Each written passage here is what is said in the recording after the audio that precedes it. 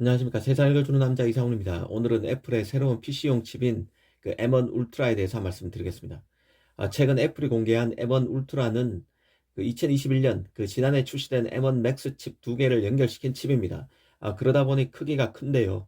미국 IT 매체인 WCCF 텍은 M1 울트라 크기가 AMD 라이젠 CPU의 3배에 이른다고 보도했습니다.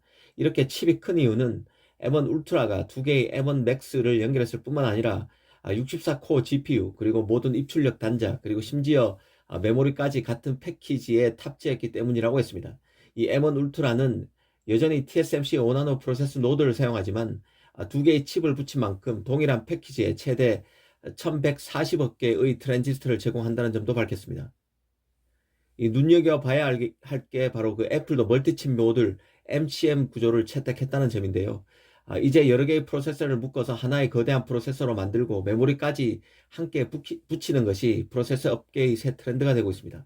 더 높은 성능을 위해서 프로세서의 크기와 복잡도는 날로 커지고 있는데 미세 공정 발전이 이를 따라잡기 어려워지면서 그 MCM 멀티칩 모듈이 해법이 되고 있다는 뜻입니다. 이런 그 MCM 구조는 결국 최근 급속도로 발달한 미세 공정과도 연관이 있는데요. 이 칩은 기능이 업그레이드 되면 될수록 커질 수밖에 없고, 이 단일 칩 형태로 제작하게 되면 수율 악화로 제작 비용은 눈덩이처럼 늘어나게 됩니다. 칩의 향상된 성능과 수율, 단가 등을 두루 고려해 본다면 MCM으로의 칩 구조 변화는 불가피한 수준인데요. 애플도 이를 적용했다고 보면 될 것 같습니다. 이 MCM 구조는 보다 합리적인 비용으로 칩 포트폴리오, 제품군을 다양화하는 데 유리하기 때문에 앞으로 MCM 구조가 대세가 될 것입니다. 이 지점에서 CPU 제작 방식을 과거부터 쭉 생각해 볼 필요가 있을 것 같습니다. 이 사실 대부분의 모바일 앱이나 데스크톱, 노트북 CPU는 다이라고 부르는 하나의 집접회로 칩으로 구성되어 있습니다. 물론 과거에도 두 개 이상의 다이를 사용하는 경우도 있었는데요. CPU 플러스 CPU, CPU 플러스 캐시 메모리, 혹은 두 개 이상의 CPU 다이를 붙여서 MCM 방식의 프로세서들이 있었습니다.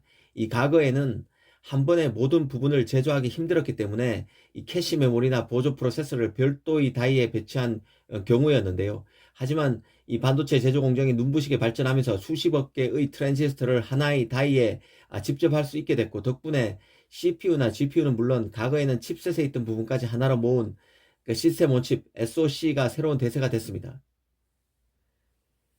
그런데 최근에는 반도체 미세 공정의 발전보다 프로세서가 커지는 속도가 빨라서 하나의 다이로 된 모노리식 프로세서의 제조가 매우 어려워지고 있습니다. 특히 10나노 이하의 최신 미세 공정 웨이퍼의 가격이 비싸지는 것도 부담인데요. 일전에도 어, 제조사들, 팹리스들, 세트업체들이 그 미세 공정 개발에 따른 비용 부담을 매우 어려워하고 있다는 점을 말씀드린 적이 있습니다. 그래서 CPU 제조사들은 여러 개의 다이를 결합한 디자인으로 다시 해기하고 있고, AMD가 CPU에 그 멀티칩 모듈 방식을 가장 먼저 적용한 이후 다른 업체들도 이를 따르는 상황입니다. AMD 경우는 이제 GPU에도 MCM을 도입했는데요. RX 7800 GPU 같은 경우는 칩 하나로 모든 구성을 조합한 단일 칩 구조가 아니라 칩 여러 개를 묶어서 만드는 멀티칩 모듈을 따른 것입니다. 그 엔비디아도 차세대 GPU인 호퍼의 다이 크기가 1000제곱밀리미터로 역대 최대로 알려져 있는데요. 처음으로 멀티칩 모듈 방식 MCM으로 만드는 그래픽 장치라는 말이 돌고 있습니다. 그러다 보니 호퍼 CPU의 다이 크기가 2000제곱밀리미터가 될 것이라는 관측도 나오는 상태입니다. 이 모노리식을 계속 고집해온 인텔도 마찬가지 흐름을 따르고 있습니다. 마찬가지로 흐름을 따르고 있는데요. 사파이어 레피지 CPU 같은 경우도 최대 400제곱밀리미터의 다이 4개를 연결해서 최대 1600제곱밀리미터 크기의 CPU를 만들 수 있습니다. 현재 그 제조 기술로 만들 수 있는 가장 큰 모노리식 다이가 700에서 800제곱밀리미터 정도인데요. 이보다 훨씬 큰 것입니다. MCM 채택으로 인텔의 그 최대 약점으로 꼽힌 코어 숫자의 열쇠도 극복할 수 있게 된 것으로 보입니다. 그 MCM이 대세가 되다 보니 최근 인텔은 물론 삼성, TSMC, AMD, 퀄컴, 구글 등이 그 칩넷 인터페이스 표준 규격을 발표하기도 했습니다.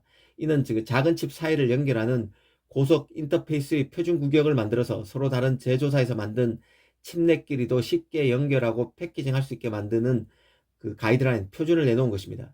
그 애플처럼 독자 규격을 좋아하는 회사도 있지만 일반적으로 표준 규격이 있으면 제조사나 제품을 주문하는 고객 모두에게 이득이 될 수 있습니다. 오늘은 애플도 PC용 프로세서에 MCM을 채택한 것의 의미와 배경을 따져봤습니다. 감사합니다.